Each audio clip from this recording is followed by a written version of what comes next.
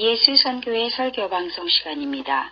오늘 설교방송은 신약성경 요한계시록 2장 8절부터 11절의 말씀을 가지고 죽도록 충성하라, 그리하면 생명의 면류관을 내게 주리라 라는 제목으로 예수선교회 조은찬 목사님의 설교가 있겠습니다.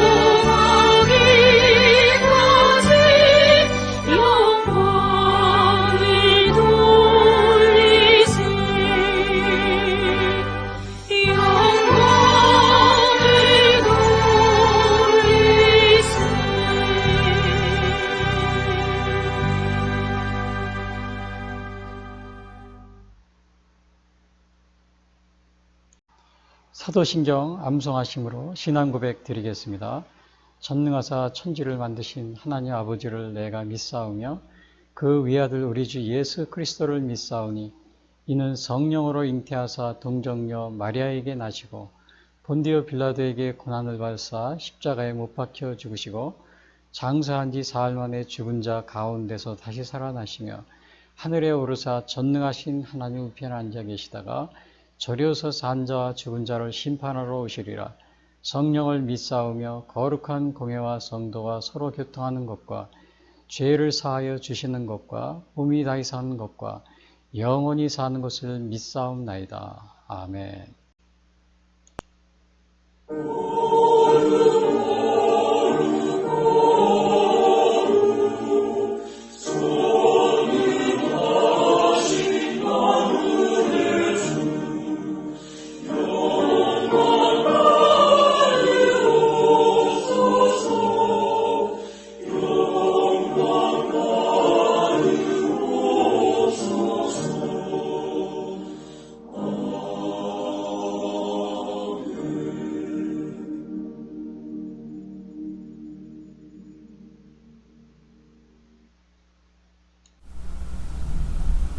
이어서 오늘 방송 설교를 위한 성경 말씀 봉독이 있겠습니다.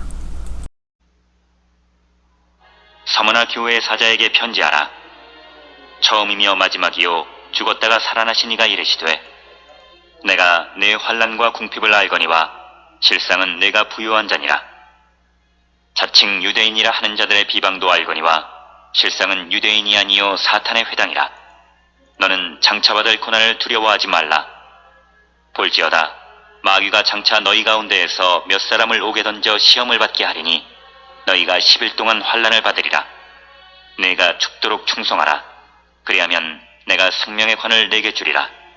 귀 있는 자는 성령이 교회들에게 하시는 말씀을 들을지어다.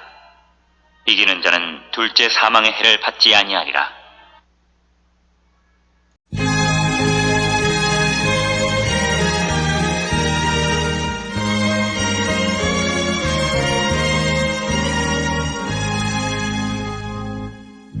충성하라 죽도록 충성하라 주님께 슬픔이나 괴로움이 주의 사랑 못 끊으리.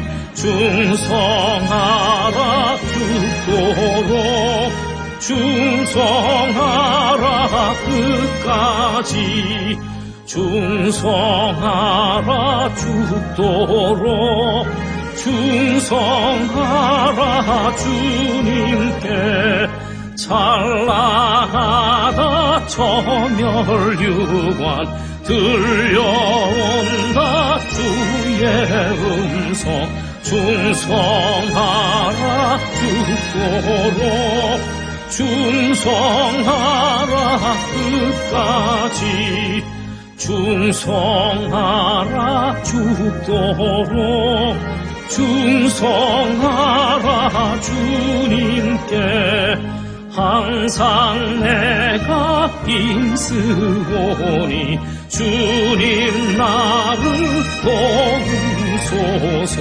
충성하라 죽도록 충성하리 끝까지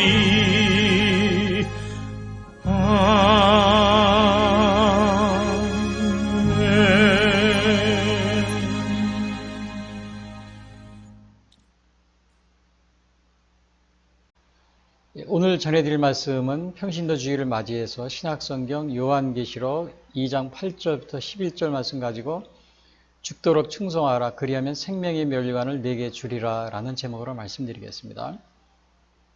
평신도 그러면은 교직을 가지고 있지 않은 일반 신도를 의미합니다. 이 초대교회 때는 장로, 집사, 또 평신도 이렇게 구분했는데요. 근데 그 장로와 집사 그러면은 오늘날에는 이 평신도 장로 집사지만은 그 초대교회 당시에는 이 장로 집사 이 구분이 그 목사 또는 감독에 해당 성직자였습니다. 그래서 그 미국에도 보면은 그 초기에 그 목사 안수 가정에 보면 디콘, 엘도 이런 가정이 있어요. 그 디콘은 우리말로 하면 집사입니다. 엘도는 장로고요. 그래서 집사 목사, 장로 목사. 또 한국식으로 말하면은 우리 감리교에서 말하면요. 준회원 또 정회원. 아마 이제 그런 식으로 이렇게 표시가 되는데 그래서 그 신약 성경에 나와 있는 그 디모데 전서 후서 또 후반부에 나와 있는 장로의 자격, 집사의 자격 이런 게 나오지 않습니까? 또 감독의 자격. 근데 이러한 것들은 장로, 집사 이거는 평신도라기보다는 초대교회에서는요. 성직자에 해당이 됩니다. 그래서 우리가 그 오늘날 평신도, 장로, 집사가 아니기 때문에 여러분들이 좀 혼동을 하실 수가 있습니다.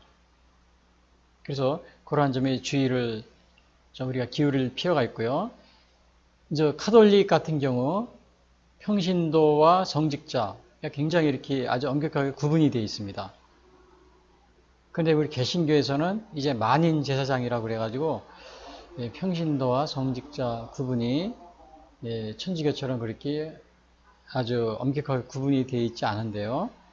근데 이 만인 제사장이라는 것은 기능상 구분을 가지고 있는 겁니다. 계급상 구분을 계급적으로 구분하는 것이 아니고 기능상의 이제 구분을 가지고 있는 것을 우리가 좀 염두에 둘 필요가 있습니다. 이 종교개혁의 만인 제사장이요. 자, 그런데 우리 초기 그 대한민국에 보면은 초기 카톨릭 선교는 이 평신도에 의해서 시도가 되었습니다. 죄송합니다. 그래서 이제 그 최초의 그 카톨릭에서 세례를 받으셨던 분이 이승훈, 또 이벽 이렇게 있는데요. 근데 이제 이분들은 중국에 가서 세례를 받고 와서 우리나라에 이렇게 와서 이제 천주교인들을 많이 이렇게 전도를 했습니다. 전도를 하고는 본인들은 나중에 그 이제 박해가 시작이 됐을 때 이승훈과 이벽 이분들은 배교를 합니다. 배교를 하는데 무슨 글까지 썼어요. 글까지 쓰고서 배교를 하는데 이 천주교 교회사에 나와 있습니다. 그래서 그러한 것이 있었기 때문에 굉장히 좀 이렇게 보기에도 안타까운 그런 과정이 있습니다. 자, 이 요한계시록은 요한이 그 반모섬에서 유배를 가가지고 쓴 책인데요. 물론 이 책을 반모섬이 아니고 나중에 에베소에 썼다 이렇게 말씀하시는 분도 있어요. 그러나 이제 반모섬 유배 1년 8개월 동안 있는 동안에 쓴 것으로 이렇게 이제 대부분이 이렇게 말하고 있고요. 근데 이것은 그 요한이 그 환상 중에 본 계시입니다. 그래서 계시록 1장 1절에 이러한 말이 있어요.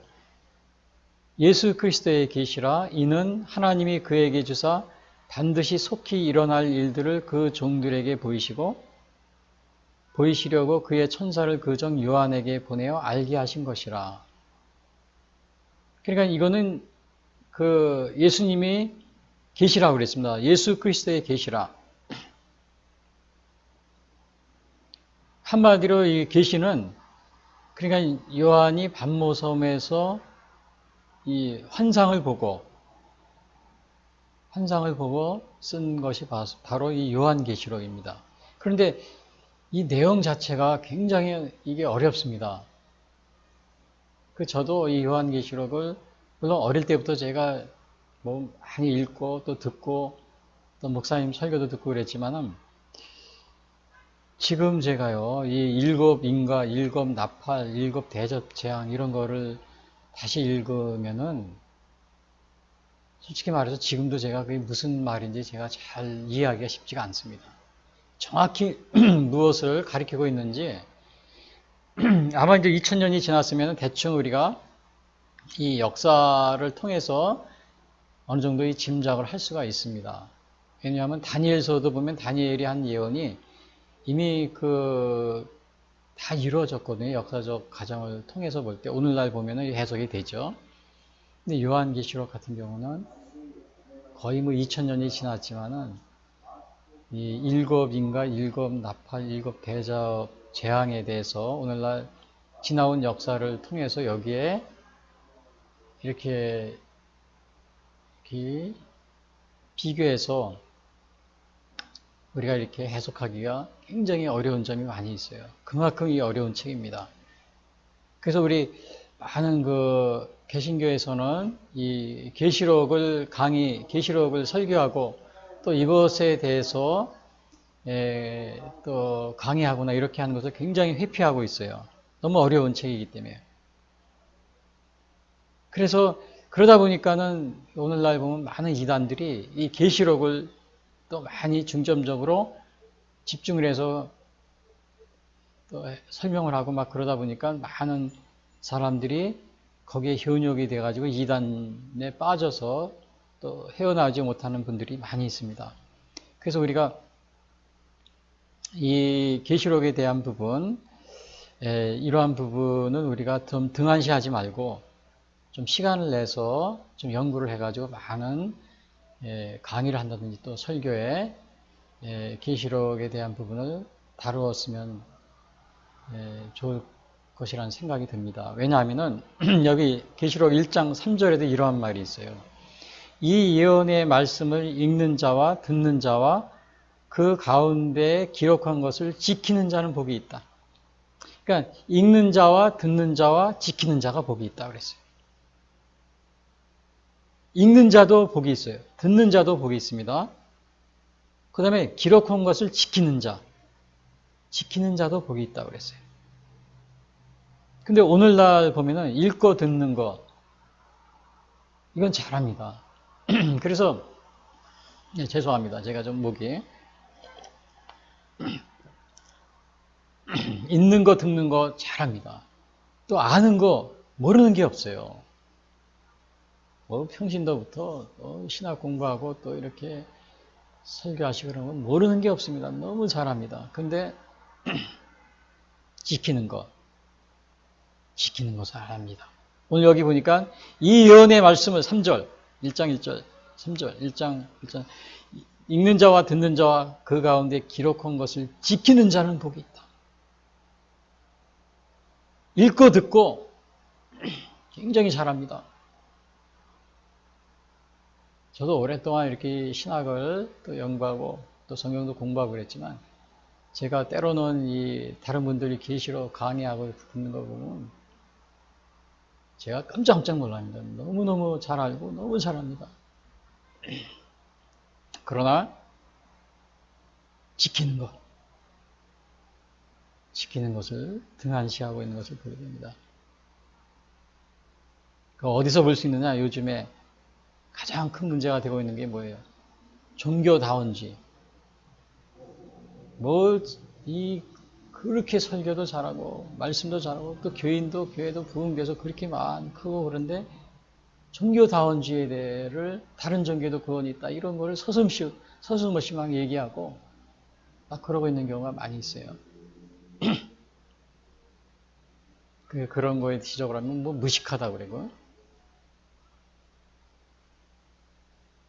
지금 상황이 이렇게 됐습니다. 그리고 이 동성애 같은 것도 이게 얼마나 죄입니까? 죄인데 이런 거에 대해서 다 교회도 다 넣어요. 뭐 세례도 받는다고 그래요. 목사 안수도 받는다고 그래요. 그 다음에 또 뭐 다 합니다. 근데 동성애가 죄이니까 이거를 버리십시오. 그럼 안 버립니다. 그런데 이 성경 말씀 뭐 읽고 듣고 이런 건 굉장히 잘합니다. 잘해요. 말도 잘해요. 지키는 걸 하질 않고 있어요. 그래서 여기 계시록, 요한계시록 1장 1절부터 3절 이 예언의 말씀을 읽는 자와 듣는 자와 그 가운데 기록한 것을 지키는 자는 복이 있다. 지켜야 됩니다. 읽고 듣고 말 잘하고 그런 사람 너무나도 많이 있어요. 이것은 한마디로 예수 그리스도의 계시입니다. 계시는 제가 보니까 사람이 알 수 없는 진리를 알려주는 것, 신이 알려주는 것, 일반적인 그 정의입니다. 그렇게 나와 있어요.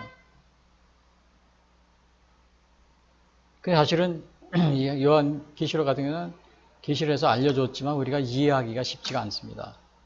그래서 이거를 해석을 그냥 그러다 등한시하다 보니까 일반 2단에서 이거를 집중적으로 해석해가지고 잘못 또 가르쳐줘가지고 교회를 지금 혼란케 하고 그런 가운데 있죠. 수십만이 그냥 그룹이 돼서 이렇게 다니고 있더라고요. 보니까. 이 성경에 나온 정의는 뭐냐면 하나님과 뜻과 섭리를 사람들에게 나타내 보여주는 거. 이걸 계시라고 합니다. 그래서 계시에는 일반 계시와 특별 계시가 있어요. 네, 죄송합니다. 그 일반 계시는 자연, 역사, 양심. 그걸 일반 계시라고 합니다. 자연과 역사와 양심을 통해서 하나님이 뜻을 나타내 주는 것을. 그러나 우리가 그것을 통해서 알 수가 없습니다. 로마서 1장 20절에 그럽니다. 창세로부터 그의 보이지 아니하는 것들, 그의 영원하신 능력과 신성이 그가 만드신 만물에 분명히 보여 알려졌나니 그러므로 핑계치 못할지니라. 그러니까 일반 하나님의 이 창조로부터 보이지 않은 것들, 영원한 하나님의 능력과 신성이 이 만물에, 창조물에 분명히 나타나 있다는 겁니다. 그래서 일반 계시에는 자연, 또 역사, 우리의 역사 속에서도 나타나 있고요. 또 우리의 양심 속에도 나타나요. 양심을 통해서도 알 수 있고. 우리가 알 수가, 그러나 그거를 분명히 우리가 깨닫지 못한다고 합니다. 드러나 있지만. 사도 바울도 그랬잖아요. 신성이 그 만드신 만물에 분명히 보여 알려졌나니 그러므로 그들이 핑계하지 못할지니라. 존 칼빈이나 칼바르트 신학자도 그럽니다. 일반 계시로는 하나님을 정확히 알기가 어렵다. 어렴풋이 알 수는 있지만 그러나 그게 뭔지 모르고 정확히 모른다는 겁니다. 정확히 모르니까 지나쳐버리고 또 예수님 믿으십시오. 그렇게 얘기를 해도 받아들이지 않는 겁니다. 일반 계시로는 하나님을 정확히 알 수 없기 때문에. 그래서 특별 계시가 있는데 이 특별 계시는 오늘 요한의 이 계시록에 나온 것처럼 하나님이 직접 천사나 개인을 통하거나 또 이적과 꿈과 환상을 통해서 이렇게 계시해 주시는 것, 또는 우리가 가장 잘 알 수 있는 게 뭐예요? 예수님의 성육신, 이것도 계시입니다. 또 부활,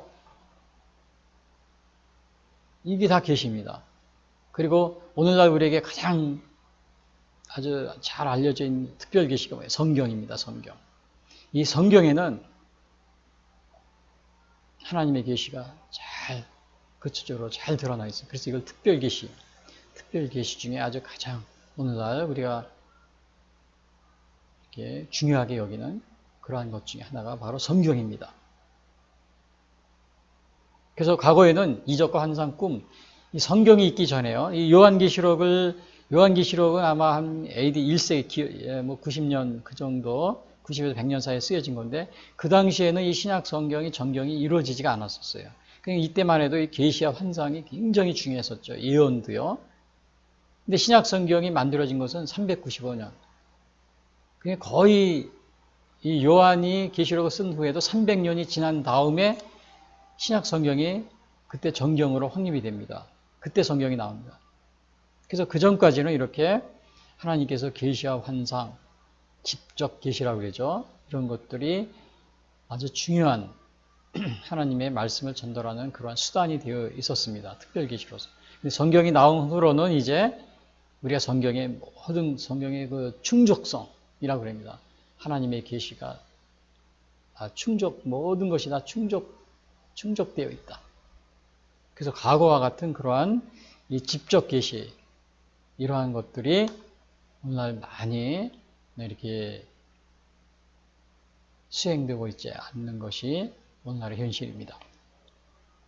그래서 모든 것은 우리가 성경, 이 특별계시 성경, 이 특별계신 성경을 통해서 우리가 판단을 하고 또 이렇게 우리 신앙생활을 유지하고 그렇게 해야 되는 시기에 우리가 살고 있는 겁니다. 그러니까 결국은 일반 계시로는 하나님을 정확히 알 수가 없습니다. 그래서 계시는 결국은 이게 뭐예요? 하나님이 알려주시고 깨우쳐 주시고 그래야만 우리가 알 수 있다는 거예요. 그러니까 결국 인간의 깨달음, 이 노력에 의해서는 알 수가 없는 겁니다. 인간의 깨달음과 노력에 의해서 알 수가 없어요. 하나님의 특별 계시를 통하지 않고는 알 수가 없습니다. 그러면 이 성경을 통해서 내가 예수님을 믿고 또 전도를 통해서 내가 예수님을 영접하고 이런 것도 나의 깨달음이나 노력에 의한 것이냐? 그게 아닙니다. 그 믿는 믿음조차도 하나님의 계시입니다. 우리를 깨우쳐 주시는 거예요.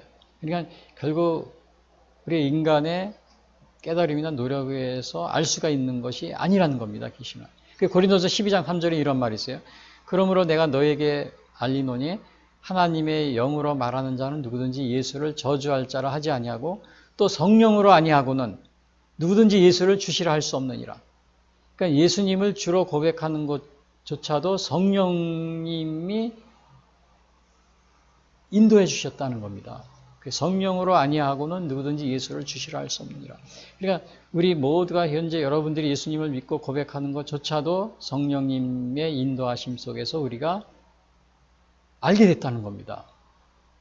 고린도전서 12장 3절. 성령으로 아니하고는 누구든지 예수를 주시라 할 수 없느니라. 그러니까 우리가 이 하나님의 계시는 뭐예요? 인간의 깨달음이나 노력에 의해서 알 수 있는 것이 아니라는 것입니다. 근데 우리 주변에 보면은 많은 사람들이 물론 기독교가 아닌 경우에도 어떤 사람이 뭐 동굴에 가서 또 산속에 들어가서 계시를 받고 뭐 돌판을 가지고 나와서 그 종교를 창시합니다. 종교를 만들어요. 근데 우리가 개인적 입장에서 보면 그게 계시를 받은 것이 안 받은 것인지 우리가 알 수가 없잖아요. 근데 우리 기독교는 이 하나님의 계시가 초기에 이 기독교가 우리가 하나님의 초기부터 아브라함 때부터 쫙 내려오면서 완전히 기독교의 계시는 오픈이 되어 있습니다. 오픈, 개방성이라 계시의 개방성. 계시가 개방이 되어 있어요. 이게 무슨 말이냐? 뭐 어디 동굴에 가서 뭐 40일 동안 기도하다가 묵상하다가 계시 받고 와서 종교를 창시하고 그런 게 우리 기독교가 아닙니다. 예를 들면 모세가 시내산에서 계시를 받으러 올라가잖아요. 그때 아예 하나님이 모세 혼자 올라오라고 그러지 않았습니다. 같이 오라고 그랬어요. 아론을 데리고 또 같이 산의 중턱까지. 그리고 이스라엘 백성들은 그 산 밑에 목욕을 하고 다 언제 3일 후인가요? 그 앞으로 며칠 후에 딱 산에서 시내산 밑에 와서 대기하고 있어라. 그리고 모세 너만 올라와라. 그러면서 그때 계시를 줄 때 그 시내산 위에 불과 번개와 천둥이 막 소리가 들리고 나팔 소리가 들리고 그런 거를 밑에 있던 백성들이 다 보고서 막 두려워 떨었다고 그럽니다. 출애굽기 나옵니다. 그러니까 하나님의 이 계시는 이 개방성. 그냥 어디 가서 뭐 동굴에 가가지고 뭐 묵상하다가 계시 받았다 그래가지고 종교를 창시한 게 아닙니다. 우리 기독교는. 10가지 재앙도 마찬가지잖아요. 애굽에서 10가지 재앙도. 그 이스라엘, 애굽에 있는 모든 사람들이 다 목격을 하고, 이스라엘 백성도 목격하고, 홍해수를 가른 것도 다 목격을 하잖아요. 심지어는 그 나중에 사사시대에 나중에 와가지고는 그 바알신들 우상들을 막 섬기는 것이 자기들이 막 신이라고 그럽니다. 하나님이라고 그러고. 그러니까 엘리야 같은 경우는 갈멜산에서 어떻게 했어요? 바알신 섬기는 사람들을 제사장들을 다 450명 불러다 먹고, 또 엘리야가 해가지고 장작을 놓고, 자, 이 장작불에 불을 내리게 하는 거 진짜 신이다. 근데 바알신들은 450명이 아무리 해도 불을 내리질 못해요.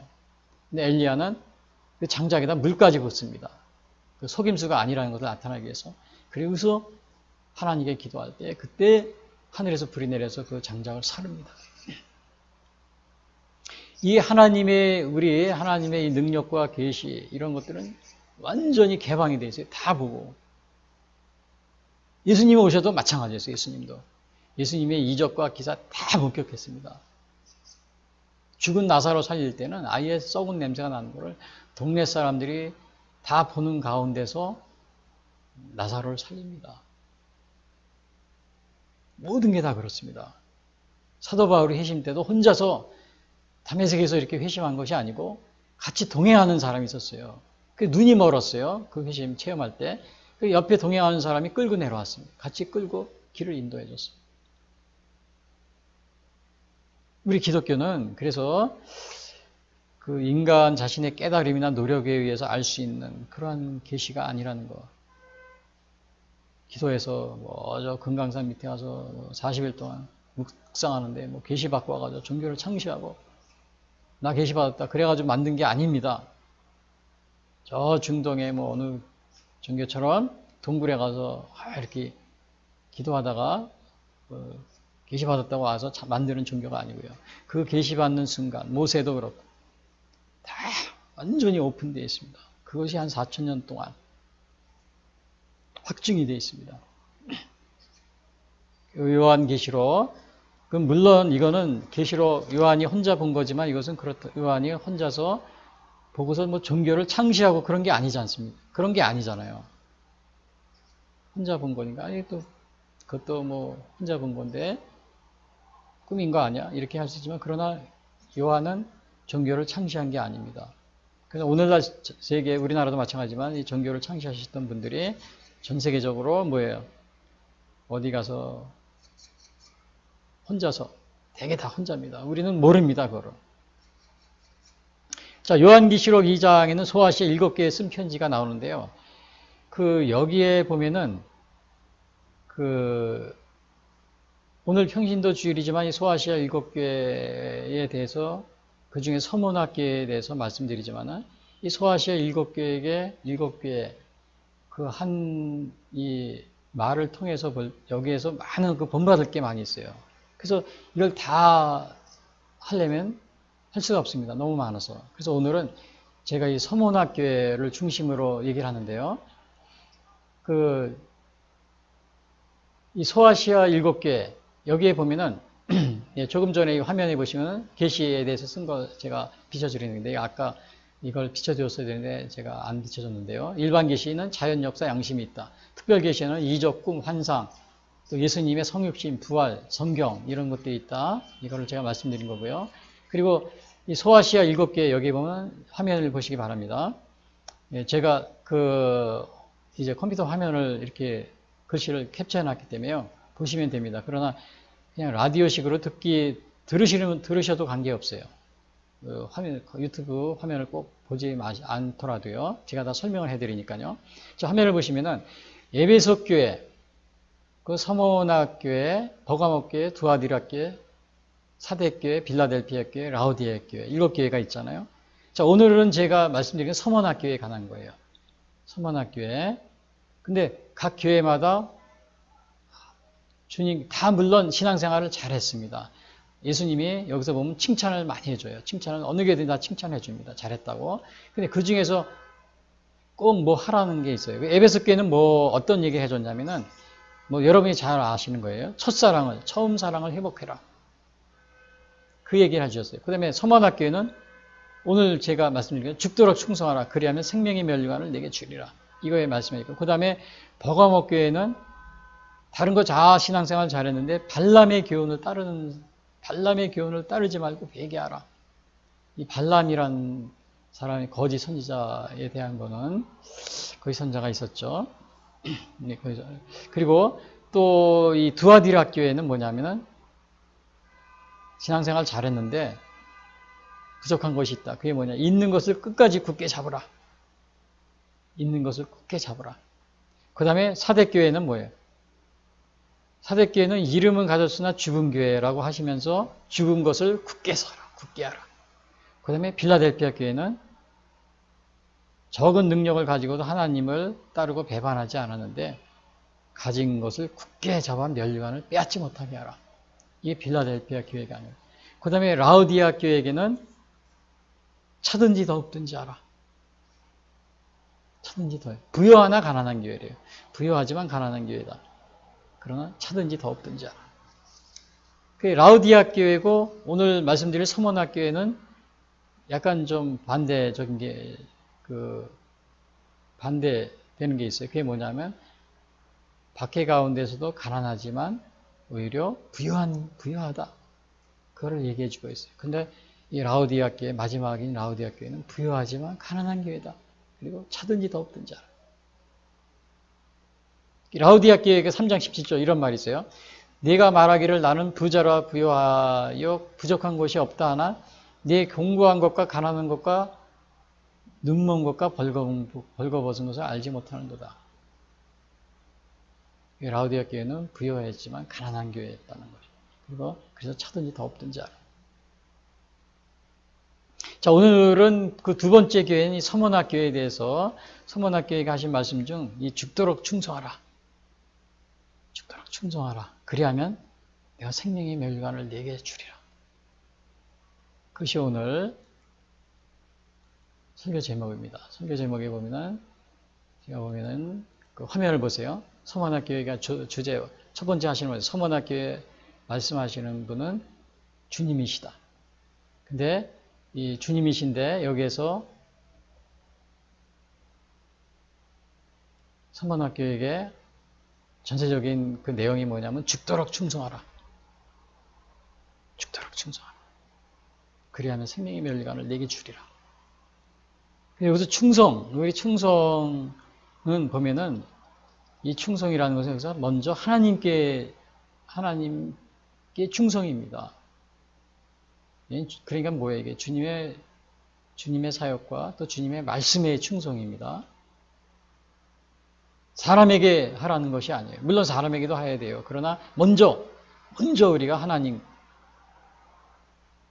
말씀, 또 주님의 일과 또 사역에 충성하라는 그것이 먼저 되어야 된다는 거예요.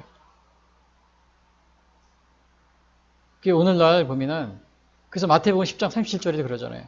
아버지나 어머니를 나보다 더 사랑하는 자는 내게 합당치 아니하고 아들이나 딸을 나보다 더 사랑하는 자도 내게 합당치 아니하라. 물론 여기서 아버지나 어머니를 사랑하지 말라는 게 아니에요. 아버지나 어머니보다 먼저 하나님을 더 사랑하라는, 하나님께 더 충성하라는 이런 의미를 가지고 있어요. 그런데 하나님을 사랑하고 하나님께 더 충성하면 자연히 아버지나 어머니도 자연히 더 사랑하게 됩니다. 근데 하나님을 무시하고 아버지나 어머니를 사랑하게 되면 어떤 결과가 있냐면 나중에 아버지나 어머니도 더 사랑하지 못하게 되는 그러한 결과로 이어지게 됩니다. 그런 걸 우리 주위에서 많이 보게 돼요. 아버지나 어머니, 또 아들이나 딸을 우상처럼 아직 하나님보다 더 귀중하게 여기는 그런 사람들이 있어요. 하나님을 먼저 사랑하면 아버지나 어머니도 자연히 더 사랑하게 되고 아들과 딸도 사랑하게 됩니다. 이게 순서입니다. 그걸 거꾸로 하면 안 돼요. 오늘날 물론 이거는 신앙적인 건 아니지만 우리 대한민국의 군인, 공무원들, 이런 분들이 정치인들 또 대통령 뭐 이런 위에 사람에게 충성을 하지만은 하기 전에 뭐예요?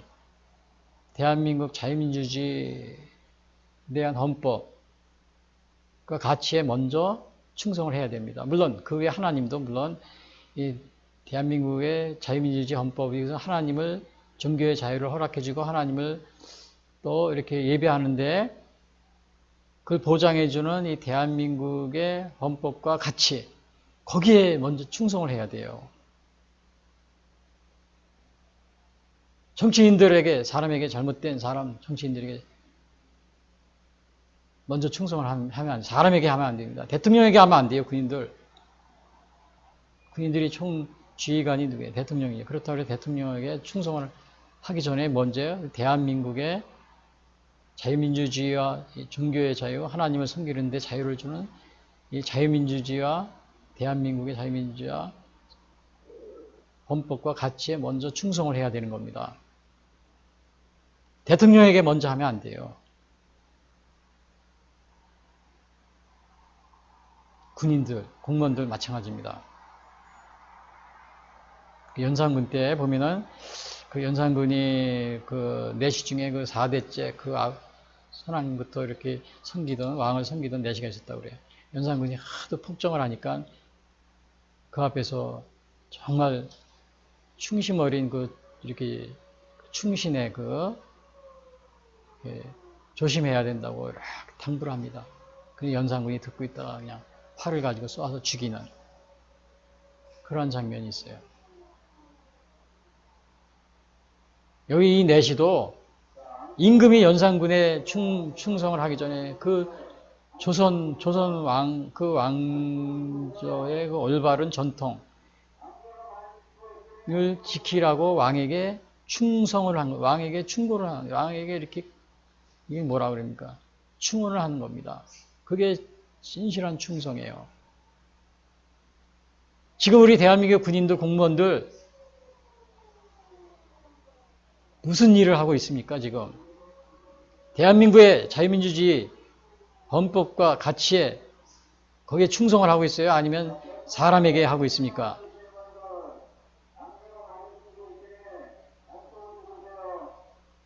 국가에 먼저 충성하시기 바랍니다, 사람이. 국가에 충성하라고 해서 하나님보다 국가를 우선시하라는 게 아니고 지금 우리 대한민국의 자유민주주의의 이 헌법은 하나님을 섬기는 종교의 자유를 보장해주고 있기 때문에 결국 이 자유민주주의 헌법의 가치에 충성을 하는 것이 결국 하나님께 또 충성하는 그런 것이 되기 때문에 그런 겁니다. 근데 중국 공산당 자기들한테 먼저 충성하라고 그러잖아요. 그래서 교회에다 시진핑 사진 걸어놓지 않고 그 공산당의 강령을 적지 않으면 교회를 폐쇄시키고 그래서 지난 2, 3년 동안 몇 개 폐쇄시켰어요. 4,000개의 교회를 폐쇄시켰잖아요. 시진핑이. 공산당에 충성하라고.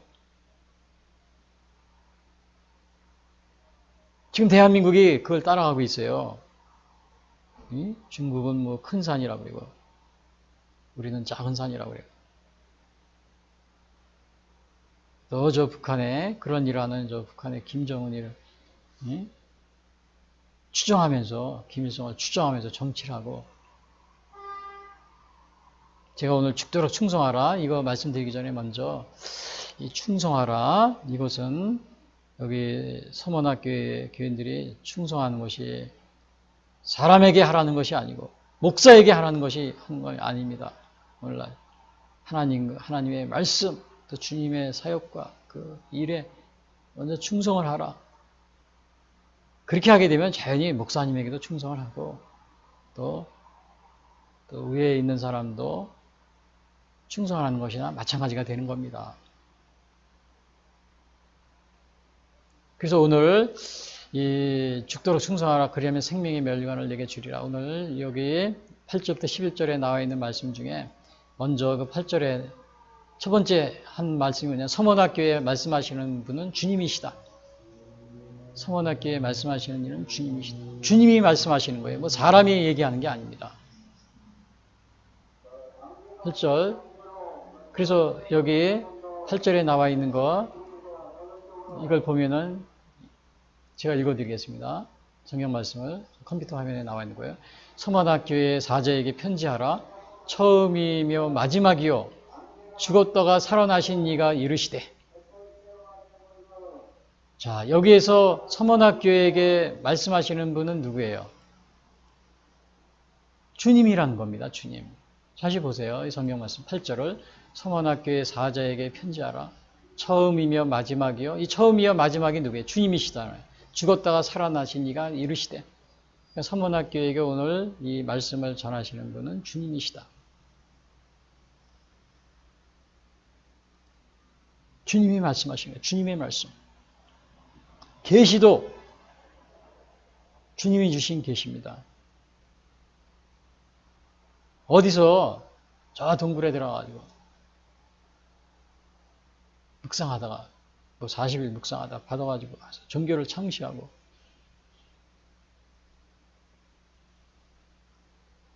그게 주님이 계십니까? 그래서 종교를 만들고 그 수많은 사람들이 미혹하고 현혹하고 지금 전 세계적으로 우리 대한민국에도 많이 있어요. 이 서머나 교회인데요. 이 서머나 교회는 여기 서머나 교회 사자에게 그랬는데요. 성경 8절에 보면은 서머나는 에베소와 마찬가지로 항구 도시입니다. 그리고 에베소에서 북쪽으로 한 60km 정도 떨어져 있고요. 인구는 한 20-30만 되어 있는데 여기에는 완전히 그 이교, 우상숭배, 이교 문화의 중심지로서 황제 숭배가 그렇게 굉장히 이렇게 심했다고 합니다. 그리고 그 에베소에는 아데미라는 여신이 있었잖아요. 그런데 여기에는 뭐가 있냐면 디오니스스라는 그 여신이 있었습니다. 근데 이 여신이 있는 곳에서는 항상 뭐예요? 여자 사제가 있는데 이 여자 사제들은 매춘을 합니다. 매춘. 경배하러 온 사람들을. 고대에는 그런 게 있어요. 고린도도 마찬가지예요. 고린도 교회도 거기도 보면은 그 지역에 한 1000여 명의 여신이 있었는데 1000여 명의 여사제들이 있어가지고 예배자들을 오면은 거기 오고 이게 매춘하는 겁니다. 그래서 그런 우리가 음란한 그러한 우상숭배와 음란한 그러한 것에 빠지지 않도록 여러분이 조심해야 됩니다. 그리고 여기 서머나는 호모, 그 호모라는 그 대서사 시인이 있잖아요. 그 그리스의 그 대서사 시인 호모, 일리아드와 오디세이 그거를 지은 분이죠. 이 호모의 출생지라고 그러는데 뭐 아니라는 분도 있어요. 호모의 출생지는 정확하지가 않다고 그럽니다. 근데 이 서머나에서도 출생했다 이러한 그 얘기가 있어요. 그다음에 그 위쪽에는 뭐 트로이라는 그 호모에 나오는 일리아드 오디세이 거기에 그 아주 주요한 전투지였던 트로이도 거기서 가깝습니다. 서머나에서. 그런데 이제 예루살렘이 멸망한 후에는 많은 유대인들이 여기와서 이주해서 살았고요. 근데 이제 178년의 지진으로 완전히 파멸됐다고 합니다. 그리고 이 서머나 교회는 나중에도 나오지만은 그 많은 사람들이 순교를 했습니다. 이 서머나 교회 출신들이. 대표적인 분이 폴리카이라는 분도 순교했는데요. 초대교회 교부였었죠. 근데 이분은 제가 나중에 좀 말씀드리고요. 아무튼 서머나 교회에게 오늘 계시를 하는 거는 누구냐 하면 주님이라는 거예요. 주님. 예수님이 말씀하시는 거예요. 서머나 교회에 말씀하시는 분은 주님이시다. 자, 우리는 우리에게 누가 말씀하시는지 이거를 분명히 알고 있어야 돼요. 주님의 말씀인지 아니면 사탄의 말인지. 계시를 받고 뭐 방언하고 뭐 예언하고 막 그렇다는 분이 많이 있습니다. 근데 이게 주님의 말씀인지 사탄의 말인지 알 수 없게 그런 게 많이 있어요. 그러나 우리는 이 사도 요한이 받은 이 서머나 교회가 하시는 이 계시의 내용, 주님이 말씀하시는 거다. 주님.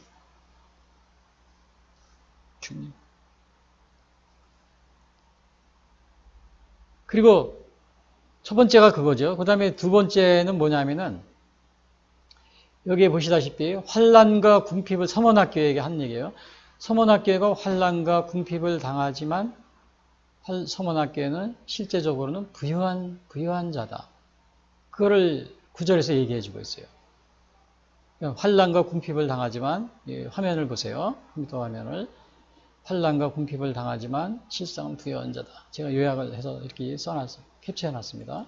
그래서 구절을 보시면 이거예요. 이런 말이 나오잖아요. 내가 네 환난과 궁핍을 알거니와 실상은 내가 부유한 자니라. 자칭 유대인이라 하는 자들의 비방도 알거니와 실상은 유대인이 아니요 사단의 회당이라. 자, 그러니까 여기에 그 서문학교회가 당하는 환난과 궁핍은 뭐예요? 그 어려움에 있었지만 실제적으로는 부유한 자라는 것을 말해주고 있어요. 제가 화면에 요약을 해놨죠. 환난과 궁핍을 당하지만 실상은 부유한 자다. 근데 여기서 왜 환난을 당하는 거예요?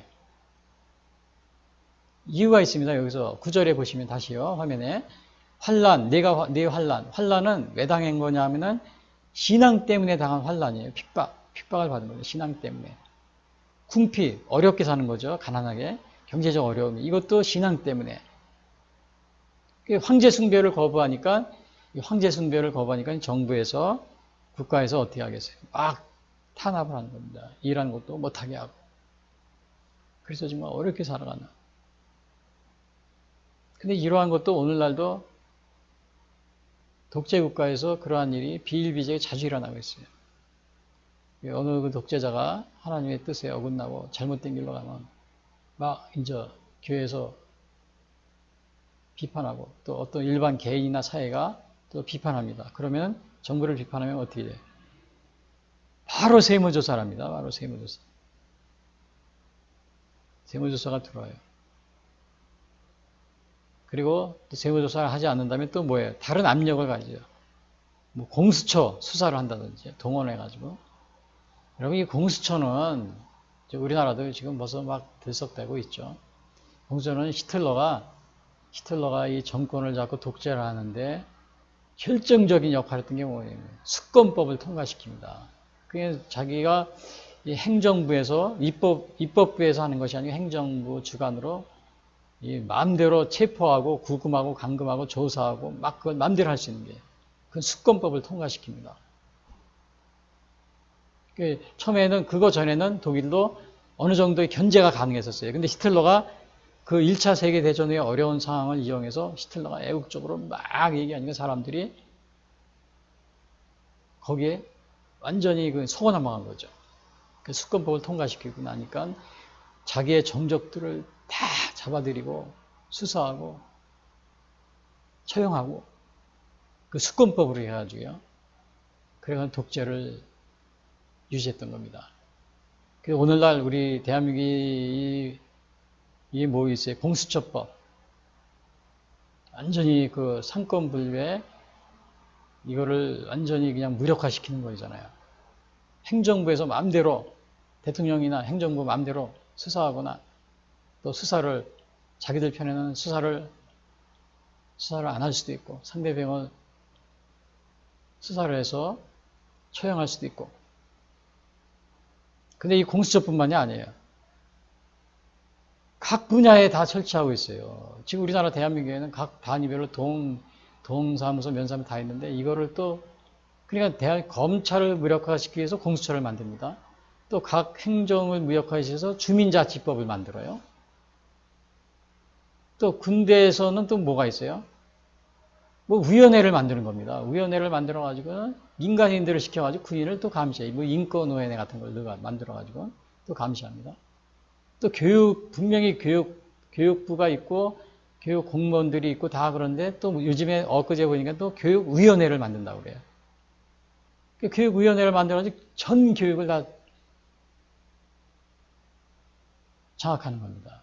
지금 그 방식이 뭐냐면 북한이 초기에 김일성이 북한을 독재국가로 만드는데 썼던 방법입니다. 이 공산당들이. 그걸 그대로 지금 우리나라가 하고 있어요. 여러분 이거 지금 무슨 위원회 만드는 게 공산당들이 주로 잘해요. 독재자들이. 보세요. 검찰을 무력화하려고 공수처 만들고 교육을 무력화하려고 교육위원회 만들고 군대를 무력화해서 또 인권위원회를 만들고 또 무슨 위원회 또 만들어요.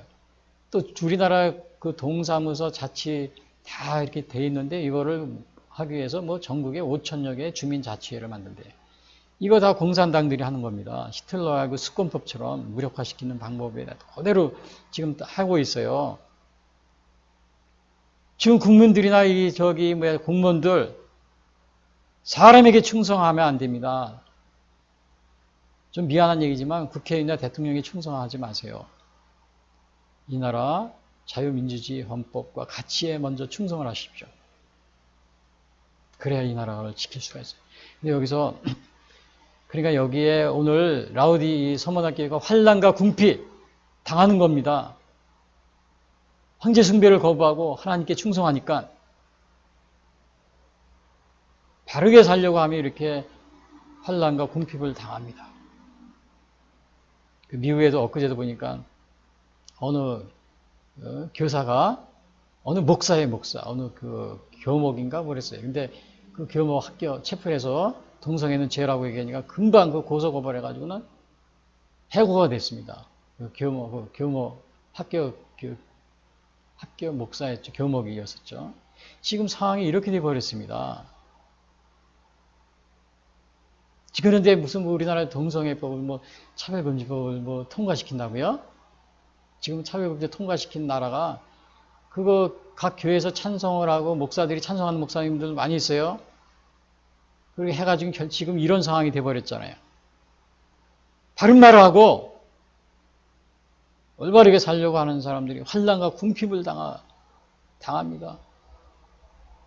그런데 여기 하나님이 뭐라 그랬어요? 예수님이 내가 네 환난과 궁핍을 알거니 예수님이 다 알고 계신대요. 내가 바르게 살려고 함으로써 서머나교회 교인들아 너희가 어려움을 당하는구나. 내가 다 알고 있단다.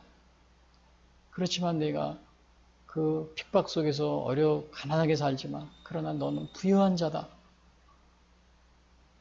근데 누가 이거를 이렇게 핍박하는데 도움을 주냐면 유대인입니다. 유대인들이. 그래서 유대인이 아니요. 실상은 유대인이 아니요. 유대인이라는 자들의 비방을 알거니와 실상은 유대인이 아니요. 사탄의 회당이라. 9절에 말하고 있잖아요. 너희가 부유한 자다. 누가복음 12장 21절을 그럽니다. 부자와 거지 나사로가 나오잖아요. 근데 하나님이 부자도로 참 내가 부자구나 이렇게 얘기하지 않았어요. 내가 참으로 어리석고 가난하구나. 누가복음 12장 21절 하나님은 이르시되 어리석은 자여 오늘 밤에 내 영혼을 도로 찾으리니 그러면 내 준비한 것이 누구의 것이 되겠느냐 하셨으니 자기를 위하여 재물을 쌓아놓고 하나님께 대해 부여하지 못한 자가 이와 같으니라. 그러니까 결국은 이 부자는 부자가 아니었던 겁니다. 부자가 아니었던 거예요. 그 고린도후서 6장 8절 근심하는 자 같으나 항상 기뻐하고 가난한 자 같으나 많은 사람을 부여하게 하고 아무것도 없는 자 같으나 모든 것을 가진 자로다. 사도 바울이 그렇게 얘기하고 있어요. 가난한 자 같으나 많은 사람을 부여하게 하고 아무것도 없는 자 같으나 모든 것을 가진 자로다. 야고보서 2장 5절 내 사랑하는 형제들아 들을지어다 하나님이 세상에서 가난한 자를 택하서 믿음에 부여하게 하시고 또 자기를 사랑하는 자들에게 약속하신 날을 상속으로 받게 하셨느니라. 그러니까 가난한 자를 택하서 믿음에 부여하게 여기서 그러니까 믿음에 부여하다는 겁니다. 서머나교회가 가난한 것 같았지만은 뭐예요? 환난과 궁핍을 당하지만 실상은 부유한 자여다. 서머나교회가.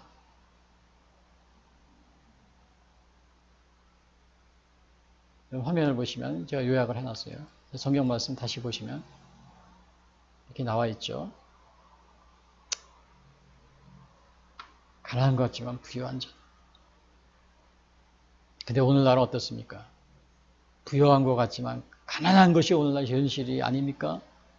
오늘날은 물질적인 부여 속에 살고 있지만 생활은 오히려 더 파괴되어 가고 있습니다.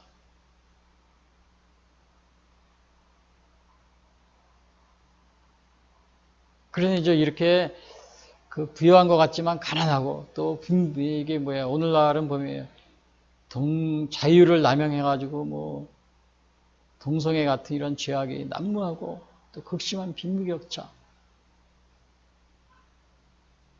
또 우리가 교회가 크고 부유한 것 같지만 보면은 오히려 큰 교회들이 분쟁이 많아요. 분쟁. 그러니까 오늘날의 현실은 뭐예요? 부유한 것 같지만 가난해요. 그 물질적인 부여 속에서 살지만은 생활은 오히려 파괴가 되고 자유의 남용으로 해서 뭐 차별금지, 뭐 동성애, 뭐 종교다원주의, 뭐 이런 게 난무하고 또 극심한 빈부격차가 있고 교회가 크고 그런데 보면 오히려 분쟁이 많고 근데 이러한 것들을 어떻게 해결하려고 그래요? 공산주의자들은 어떻게 해요? 이거를 무신론과 계급투쟁, 그다음에 폭력혁명 그걸로 해결하려고 합니다. 무신론. 믿음으로 해결하지 않고 하나님은 없다. 그래가지고 무신론적으로 계급투쟁과 폭력혁명으로 그런 식으로 해결하려고 해요. 그게 이제 마르크스, 뭐 포에르바르, 헤겔, 엥겔스, 헤겔 뭐 이런 사람들이에요. 그래서 그런 거를 우리가 어떻게 돼요? 따라가면 안 되겠죠. 따라가면 안 됩니다. 그 현재, 그러니까 오늘날은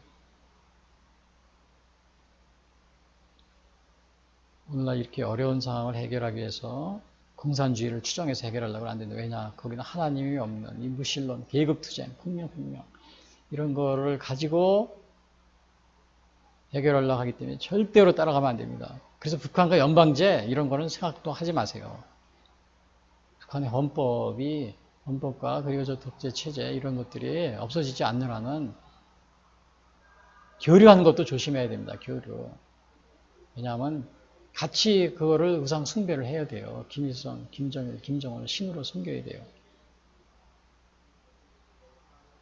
신은 없다 그래가지고는 자기들이 신이 돼가지고 있잖아요. 절대로 그런 거 여러분이 아무리 우리가 상황이 어렵다고 그런 데서 유혹되지 마시기 바랍니다. 그리고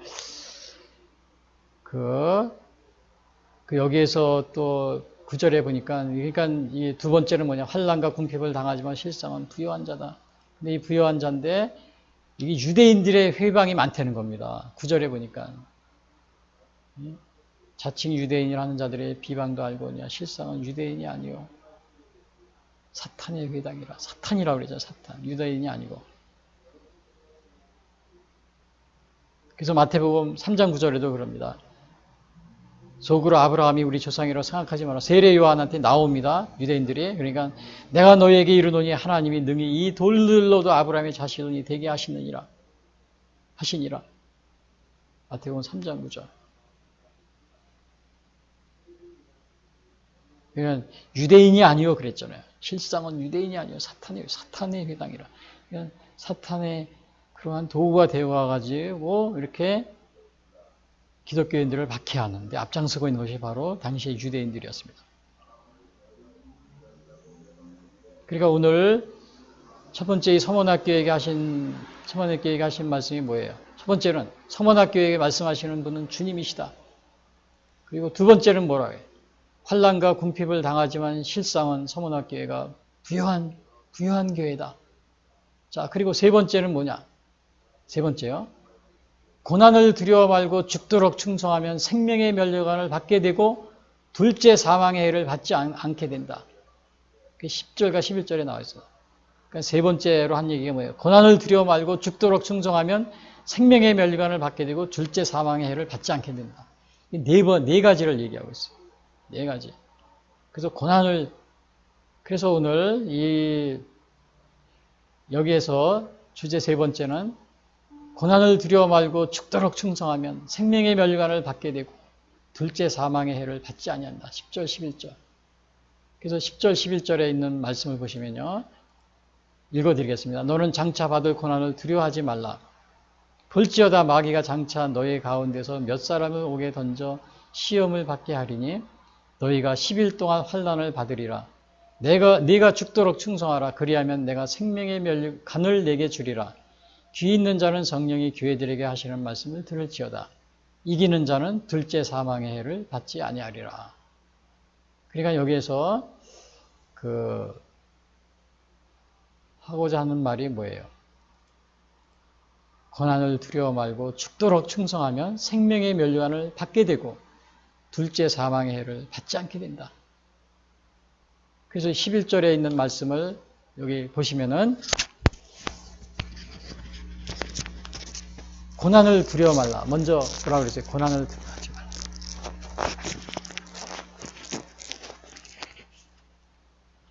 이 고난을 두려워하지 말라고 그랬는데 이 고난은 어디서 왔냐면 그 당시에 그 서머나교의 고난은 황제 숭배 때문에 고난을 받게 됩니다.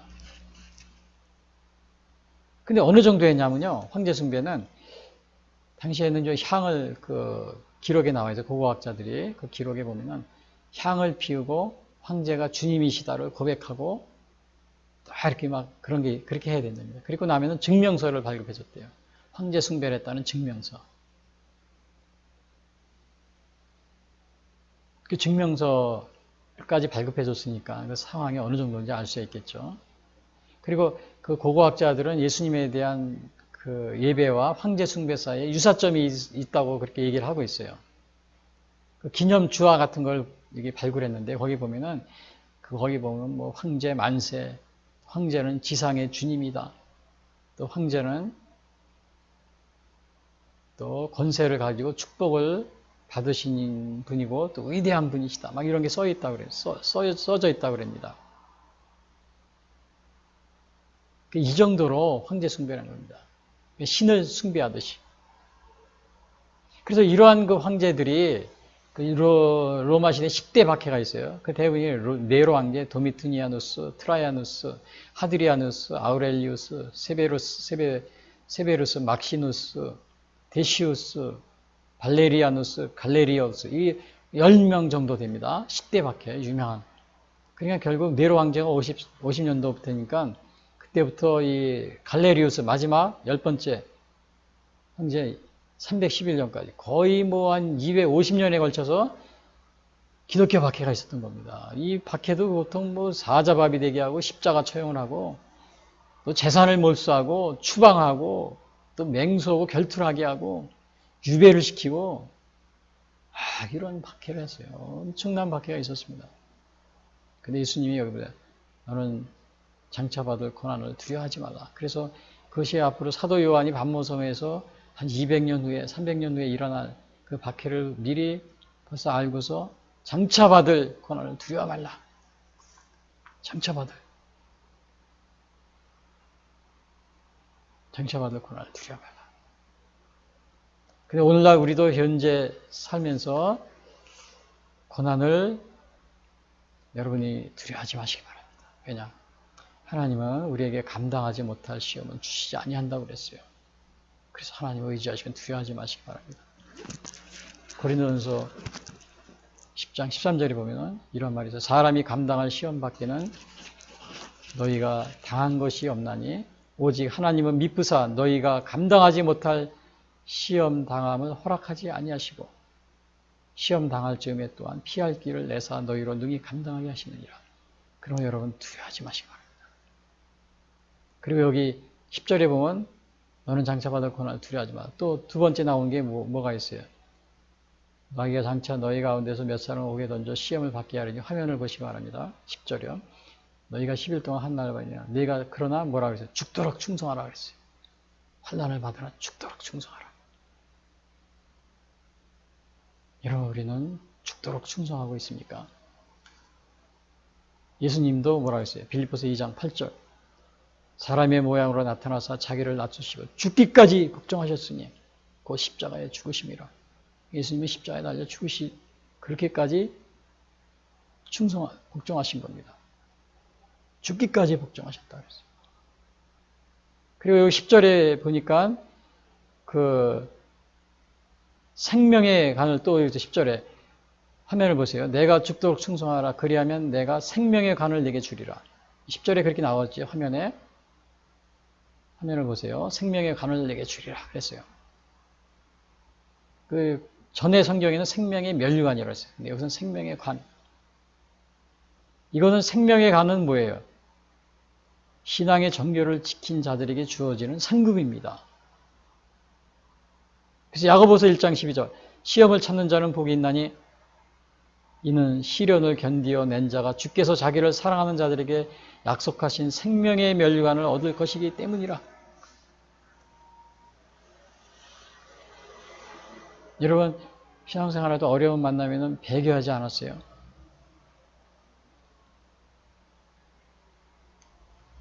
죽도록 충성하기보다는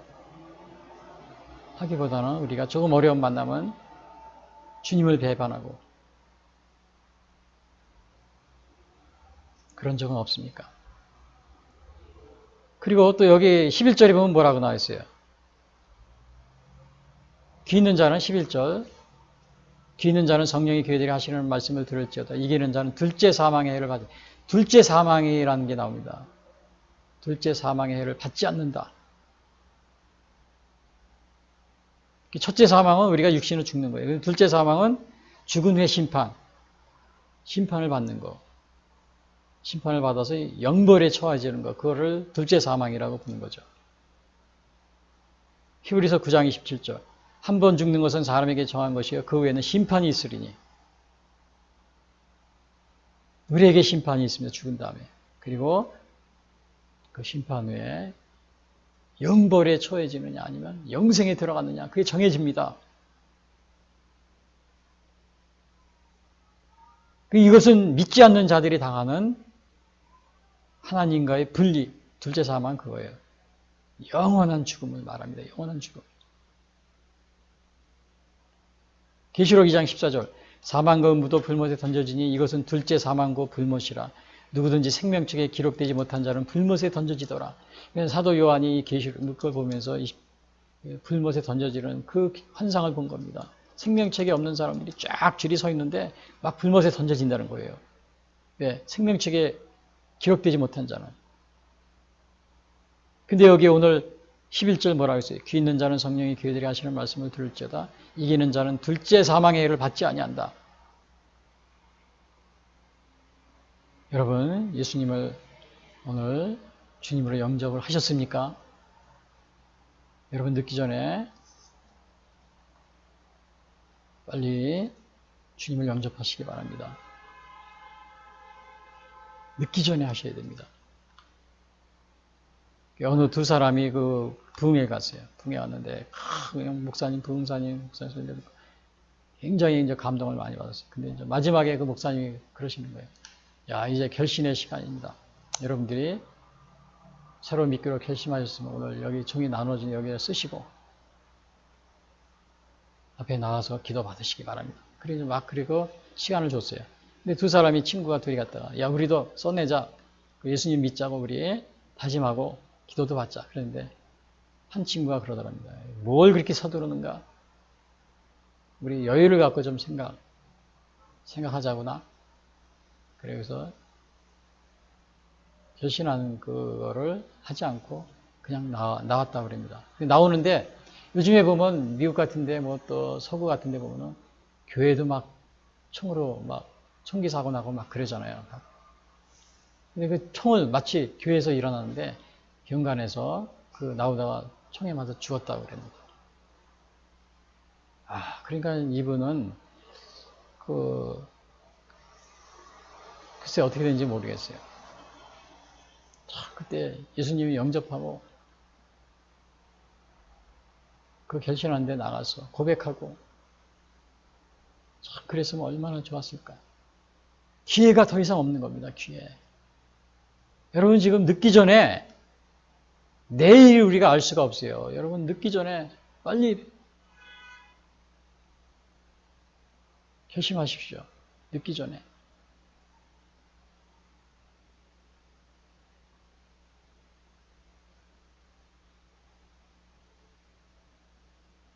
여러분의 그 주위에 부모님, 또 가족, 친척 중에 안 믿으시는 분이 있으면 빨리 결단하시기 바랍니다. 늦기 전에. 그러면 여기서 둘째 사망의 해를 받지 아니합니다. 그리고 여기서 생명의 멸류관을 되게 죽도록 충성하라. 생명의 멸류관을 주리라. 근데 또 잘 믿다가 이렇게 마지막에 배교하는 분들이 많이 있어요. 앞에서도 말씀드렸지만은 그 천주교에 처음 세례받았던 분이 안에서 조선시대 이승훈, 이벽 이런 분들이 있어요. 중국에 세례받고 와서. 한국에 나중에 와서는 박해가 돼야 하니까 배교를 했습니다. 글까지 쓴 것 같아요. 어느 천주교회에서 보니까 어느 그 신부님이 그 설명하는 걸 제가 들은 적이 있었는데 철저하게 배교를 한 것 같더라고요. 그 글에 남겨놓은 글을 보니까. 근데 그 폴리캅이라는 그러한 그 초대교회 교부가 서문학교회 출신입니다. 근데 이분은 이제 그때 황제 숭배를 안 하고 그러니까 다 막 잡아들이는 거예요. 그러니까 그 동네에 있던 저 관리가 와가지고 제발 예수님 안 믿는다고 그러라고 그러면은 살려주겠다고. 그러니까 거부합니다. 그리고 이제 막 사람들이 많이 모여있는 곳에서 이렇게 많아놓고는 예수님을 부인하지 않으면 짐승들에게 물려 죽는다고. 그런 얘기를 합니다. 그러니까 이 폴리캅이 그러면 짐승들을 데리고 오라. 내가 부인할 수가 없다. 예수님을 버릴 수가 없다. 그러니까 짐승들을 무서워하지 않아요. 그러니까 그 로마 관리가 또 그럽니다. 그러면은 짐승을 무서워하지 않아요. 그럼 불에 태워 죽을 수가 있습니다. 불에 타서. 그러니까 그 폴리캅이 그럽니다.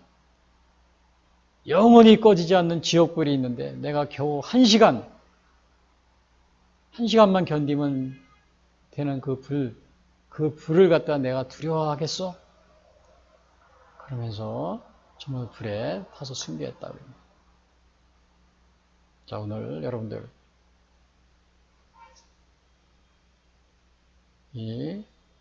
오늘 제가 말씀드린 거 오늘 여기 서문학교에게 하시는 말씀 제가 화면에다 이렇게 간단히 요약을 하면서 결론적으로 말씀드리면 첫 번째, 서문학교에게 말씀하시는 이는 주님이시다. 주님의 말씀, 하나님의 말씀에 여러분들이 귀를 기울이셔야 됩니다. 어디서 이상한데 가가지고 뭐 받아가지고 왔다. 그래가지고 종교를 만들고 또 계시받았다. 그런 잘못된 데 빠지지 마시고. 그리고 두 번째는 뭐예요? 환난과 궁핍 중에 있지만 실상은 서문학교회는 부유한 교회다. 예수님 때문에 핍박을 받아서 궁핍하고 어렵고 경제적으로도 실제로 어렵지만은 그러나 실상은 부유한 교회다. 세 번째는 뭐예요? 고난을 두려워 말고 죽도록 충성하면 생명의 면류관을 받게 되고 둘째 사망의 해를 받지 아니한다. 오늘 서문학교에게 이거를 말해주고 있어요.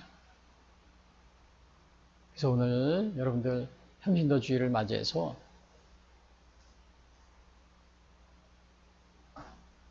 이 세 가지 서문학교에게 말씀하시는 이 주님, 또 환난과 궁핍 중에 있지만 실상은 부유한 교회, 또 고난을 두려워하지 말고 죽도록 충성하면 생명의 면류관을 받게 되고 둘째 사망의 해를 받지 않는 그러한 교회.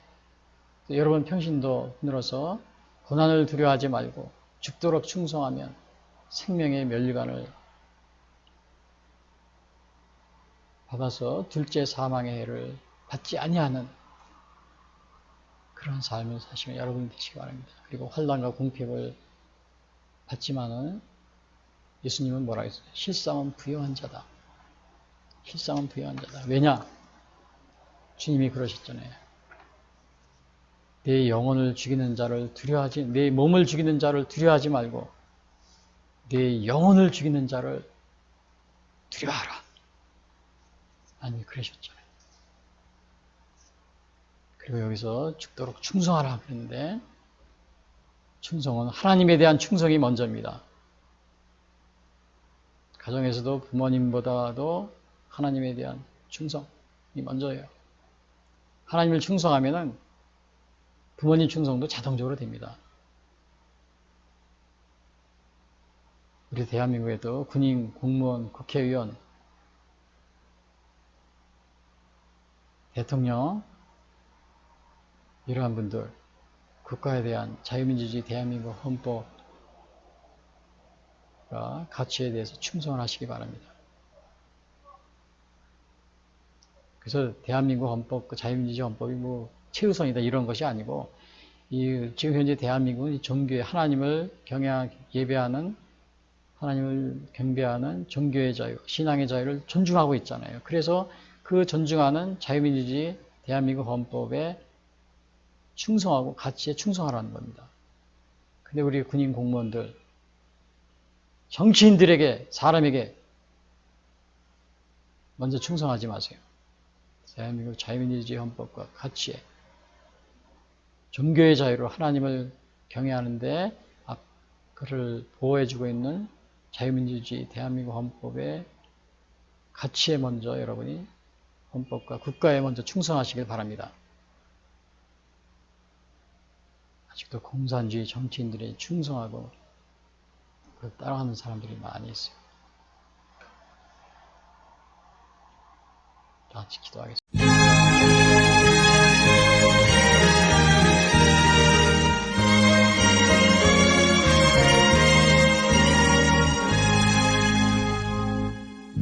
충성하라 죽도록 충성하라 주님께 슬픔이나 괴로움이 주의 사랑 못 끊으리 충성하라 죽도록 충성하라 끝까지 충성하라 죽도록 충성하라 주님께 찬란하다 천멸유관 들려온다 주의 음성 충성하라 죽도록 충성하라 끝까지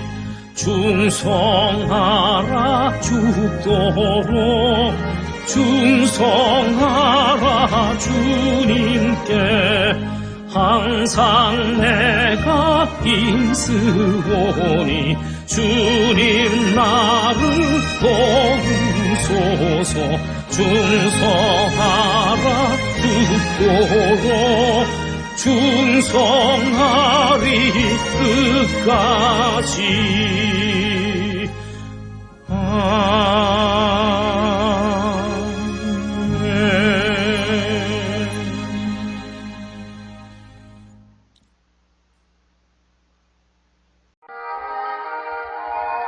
지금까지 예수선교의 설교 방송을 시청해 주신 분들께 감사를 드립니다. 요한복음 3장 16절은 하나님이 세상을 이처럼 사랑하사 독생자를 주셨으니 이는 저를 믿는 자마다 멸망치 않고 영생을 얻게 하려 하심이라 라고 말하고 있습니다. 또한 성경은 예수 그리스도를 영접하는 모든 사람들에게 영원한 생명을 약속하고 있습니다. 요한일서 5장 11절에서 13절은 또 증거는 이것이니 하나님이 우리에게 영생을 주신 것과 이 생명이 그의 아들 안에 있는 그것이니라. 아들이 있는 자에게는 생명이 있고 하나님의 아들이 없는 자에게는 생명이 없느니라. 내가 하나님의 아들의 이름을 믿는 너희에게 이것을 쓰는 것은 너희로 하여금 너희에게 영생이 있음을 알게 하려 함이라 라고 말하고 있습니다. 아직 예수님을 영접하시지 못하신 분들은 이 시간 주님을 영접하시기를 바랍니다. 이 방송을 들으시고 기독교 신앙에 대하여 더 알기를 원하시는 분들은 예수선교회 홈페이지 www.missionchrist21sd.com으로 방문해 주십시오. 다음 방송 시간까지 안녕히 계십시오.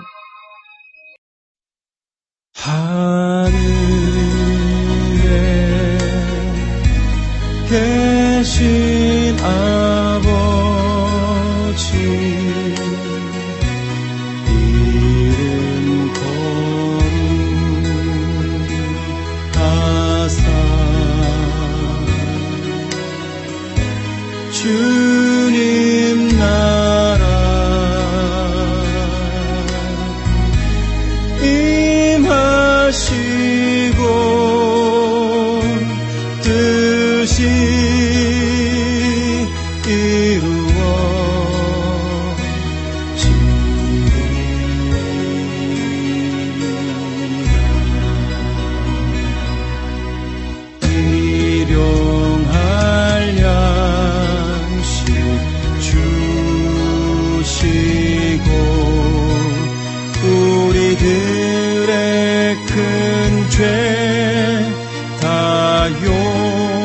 용서하옵시고 또 시험에 들게 마시고 악에서 구원하소서. 대개 주의 나